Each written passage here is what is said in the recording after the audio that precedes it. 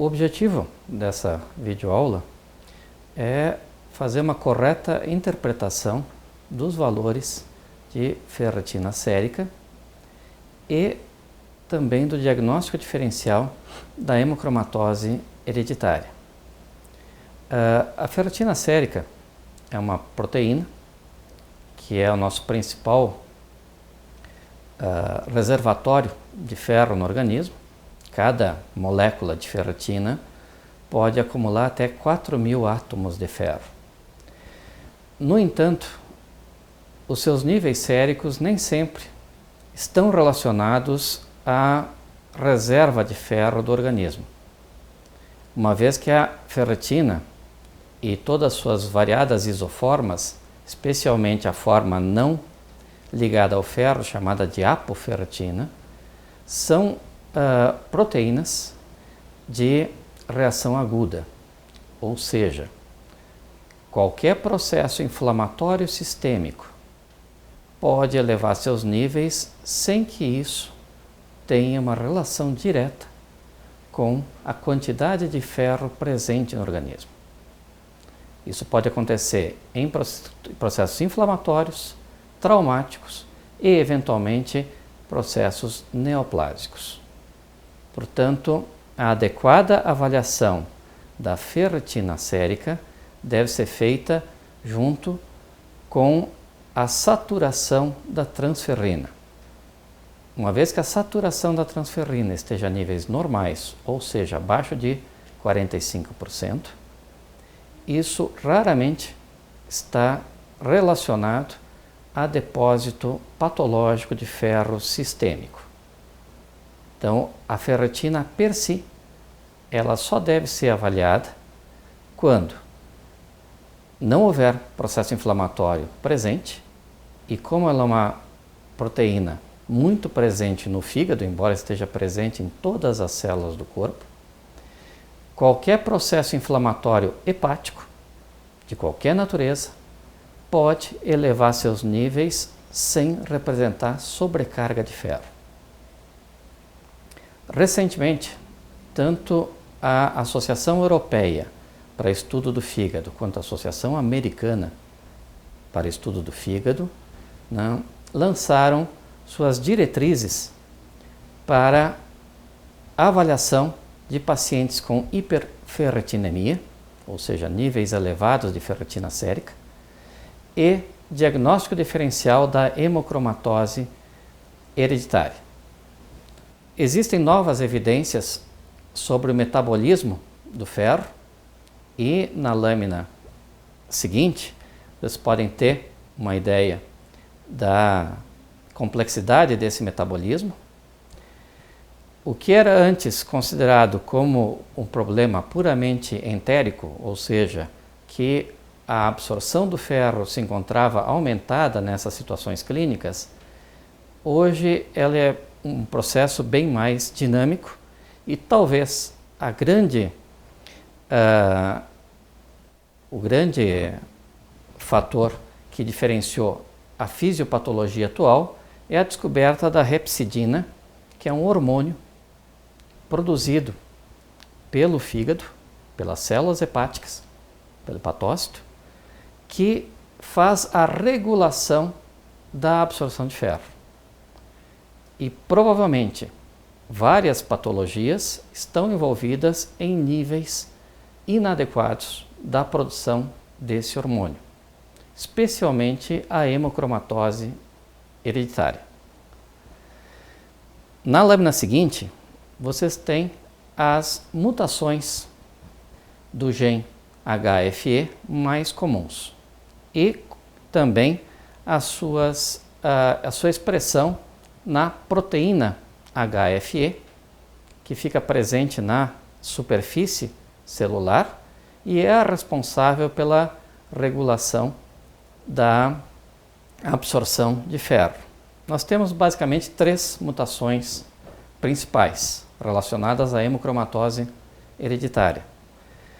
A mutação mais crítica, de maior gravidade, que é a mutação C282Y, onde existe uma substituição de uma cisteína por uma tirosina a nível do aminoácido número 282 da molécula, a substituição de uma histidina por aspartato a nível do aminoácido 63, que dá origem à mutação H63D, e a substituição de uma serina por uma cisteína ao nível do aminoácido 65, que dá origem à mutação S65C. A mutação C282Y é a mutação mais crítica, porque é a que gera quadros mais graves. Mas vale lembrar que a hemocromatose infecciosa, hereditária, ela é uma doença autossômica recessiva, ou seja, há necessidade de pelo menos 2 genes mutantes para que a doença realmente ocorra. Na lâmina seguinte, a Associação Europeia, em 2010, publicou os estágios da hemocromatose hereditária, sugerindo que existem 3 tipos basicamente de pacientes. Pacientes que têm estágio 1 ou suscetibilidade genética, ou seja, que têm uma mutação do gene, qualquer uma delas, sem evidência de sobrecarga de ferro. Um estágio 2, onde existe evidência genética, ou seja, a presença da mutação, e fenotípica, ou seja, expressão da doença, de hemocromatose hereditária, mas sem sobrecarga de ferro associada à doença orgânica, ao órgão-alvo. E estágio 3, a evidência genética e fenotípica de hemocromatose hereditária, com sobrecarga de ferro associada à doença orgânica. A hemocromatose hereditária é uma mutação que ocorreu basicamente na Europa. Portanto, nós sofremos, aqui especialmente na nossa região, o efeito migratório, especialmente porque no norte da Itália, da onde vem a boa parte dos nossos imigrantes, existe um bolsão de incidência moderada de hemocromatose. Embora a incidência maior sejam em países nórdicos, uma vez que a mutação provavelmente ocorreu em povos celtas, e o que responde também para a alta incidência na França, pela invasão dos godos e visigodos. A gente pode classificar a sobrecarga de ferro orgânica em 2 maneiras. Nesse slide, a gente vai ter a sobrecarga primária, ou seja, os defeitos metabólicos relacionados à sobrecarga de ferro, sendo que o principal deles é a hemocromatose hereditária, sempre em homozigose ou homozigose correlacionada, ou seja, C282Y homozigótico ou junção C282Y H63D ou C282Y S65C. Existem outras mutações além dessas, mas não se identificou que nenhuma delas tem importância clínica. Além disso, nós temos mutações não relacionadas ao gene HFE, que são extremamente raras, como mutações em relação à hemojuvelina, ao receptor da transferrina do tipo 2, a ferroportina, a própria repsidina e uma síndrome de sobrecarga de ferro presente em alguns países da África, que parece ser uma coisa altamente endêmica. A sobrecarga secundária de ferro seguramente é o que mais se observa na prática diária, já que hemocromatose hereditária não é o diagnóstico mais frequente quando se topa com um paciente com ferritina elevada.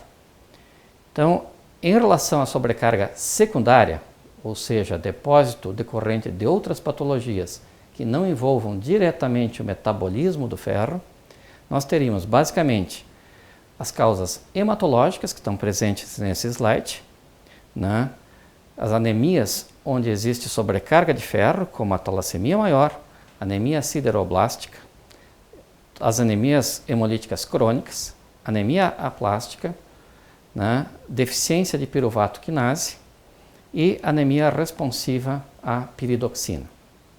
Além disso, existem as causas iatrogênicas, onde ocorre aumento do depósito de ferro orgânico por transfusões repetidas e sistemáticas, injeções de ferro, especialmente ferro com dextrano, né, e hemodiálise de longo termo. Existem também, como eu disse, a ferritina é muito presente a nível do hepatócito. Portanto, toda doença hepática de cunho inflamatório pode gerar níveis elevados de ferritina sem que isso esteja obrigatoriamente relacionado à sobrecarga de ferro. Então, em relação às doenças hepáticas que estão associadas à sobrecarga de ferro, vale a pena nominar sempre qualquer doença crônica do fígado, especialmente se já se encontra em estado cirrótico, mas especialmente a porfiria cutânea tarda, a hepatite C, a hepatite B, a doença alcoólica do fígado, a esteatohepatite não alcoólica e, eventualmente, após shunts portocarros. Além disso, a gente tem um grupo de miscelânea, né, de outras situações onde a gente pode ter sobrecarga de ferro. Algumas situações que envolvem neonato são extremamente raras, como a síndrome de sobrecarga de ferro neonatal, ou também chamada de hemocromatose neonatal, embora o termo esteja errado, porque se trata de uma síndrome autoimune, a ceruloplasminemia e a atransferrinemia congênita. Na realidade, essas síndromes afetam recém-nascidos ou infantes e são extremamente raras. Mas uma síndrome que vale a pena ser comentada é a síndrome dismetabólica de sobrecarga de ferro.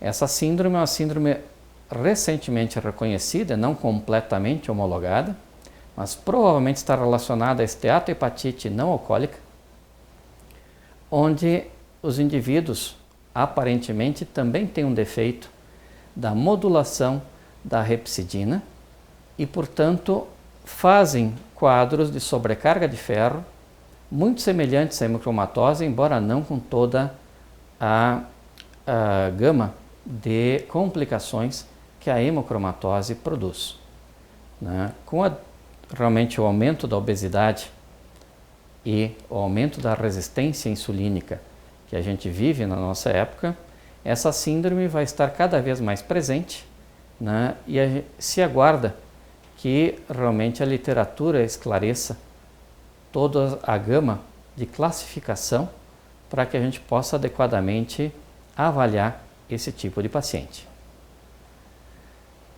Uma coisa importante a ser dita também é o fato de que, uma vez que o indivíduo tenha o gene da hemocromatose, mesmo em homozigose, ou seja, 2 genes, isso não significa obrigatoriamente que ele vá desenvolver a doença, né? Já que 70% dos indivíduos que são homozigotos para a mutação C282Y não desenvolvem depósito de ferro significativo. Somente 10% desses indivíduos vão realmente desenvolver a doença na sua gama completa. E nesse slide, se a gente for avaliar os grandes estudos populacionais feitos na literatura, totalizando mais de 235 mil pacientes, a gente vai ver que a prevalência de homozigotos C282Y na população geral é bastante elevada, 1 para 250 em média. Mas, por outra parte, aqueles indivíduos com ferritina normal são praticamente 30% dessa população. Ou seja, assim como a imensa maioria das doenças genéticas humanas, a hemocromatose hereditária é uma doença genética de fenotipia variável ou de expressão fenotípica variável. Portanto, a simples presença da mutação não obriga que o indivíduo desenvolva a doença. Portanto, aí, de uma vez mais, é necessário uma adequada avaliação de paciente a paciente. Esse quadro é o quadro de algoritmo de tratamento, ou melhor dito, de diagnóstico e acompanhamento dos pacientes suspeitos de hemocromatose hereditária ou que apresentem outras situações onde existem níveis elevados de ferritina sérica. Esse quadro é derivado do consenso europeu, uma vez que o consenso americano não envolveu no seu algoritmo de diagnóstico outras situações que não exclusivamente a hemocromatose hereditária, e o quadro de algoritmo europeu assim o fez. Portanto, todo paciente, seguindo o fluxo diagnóstico que apresentar hiperferritinemia, deve ser checado para uso de álcool, inflamação sistêmica, necrose celular sistêmica ou a presença da síndrome metabólica que está associada à resistência insulínica. Excluídas essas possibilidades, o paciente deve ser submetido à dosagem da saturação da transferrina em pelo menos 2 situações diferentes, uma vez que é um exame que apresenta uma variação biológica bastante grande, mesmo em um dado paciente. Se esse paciente apresentar saturação de transferrina acima de 45% em 2 dosagens, ele deve ser considerado como um potencial paciente com hemocromatose hereditária, mutação HFE. Portanto, aí cabe se pesquisar a presença da mutação e, se confirmado homozigose do gene C282Y, esse paciente é classificado como hemocromatótico. Se não existe a homozigose C282Y ou existe uma associação de outros genes da hemocromatose, o H63D ou o S65C, esse paciente é considerado como hemocromatótico, né? Mas não do grupo de alto risco, e também deve-se também fazer a pesquisa de outras situações que podem levar à saturação de transferrina elevada, como a presença de cirrose hepática, independente da hemocromatose, e mielodisplasias em geral. Aí o paciente é classificado como hemocromatótico, não HFE, e são situações bastante raras. Se o paciente não possui uma saturação de transferrina elevada, ou seja, abaixo de 45%, esse paciente deve ser avaliado pelas demais provas bioquímicas, né? E aí cabe a avaliação do conteúdo hepatocitário e o conteúdo orgânico de ferro através da ressonância magnética, pesquisando-se a presença de ferro basicamente em fígado, baço, pâncreas e coração. Se existe um conteúdo intracelular aumentado de ferro, né, especialmente hepático, deve-se de novo excluir álcool, a síndrome dismetabólica de sobrecarga de ferro e, se excluídas, nós ficaríamos eventualmente com distúrbios genéticos relacionados à ferroportina e à ceruloplasmina. Se o conteúdo intracelular de ferro for normal, nós temos de novo que excluir a doença alcoólica do fígado, inflamação sistêmica, necrose celular e a síndrome metabólica, para então chegar frente a uma situação muito rara, que é a deficiência ou a mutação relacionada à levoferritina, uma isoforma da ferritina, né, que também está associada a duas síndromes, com ou sem a presença de catarata.